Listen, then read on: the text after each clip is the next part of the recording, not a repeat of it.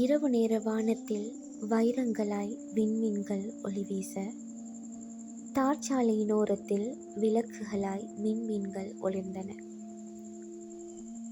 வானில் நிலவு பெண் சிறு பிறையாக தனித்திருந்த போது, மேகக்கூட்டம் ஒன்று நிலவை உரச ஆசைப்பட்டு தன் மென்பஞ்சு விரல்களால் மெதுவாக தீண்டியது. சிக்னலுக்காக சாலையில் காத்து நின்ற காரில் அமர்ந்திருந்த யாழினியின் முகத்தில் கவலையின் ரேகைகள்.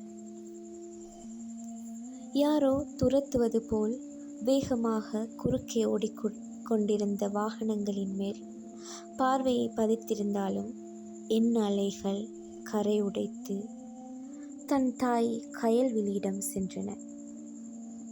குளிர்ந்த காற்று சோகமாய் வருடிச் செல்ல, இப்போது மருத்துவமனையில் அம்மா எப்படி இருக்கிறாரோ என்ற பதட்டம் மனதில் எழுந்தது.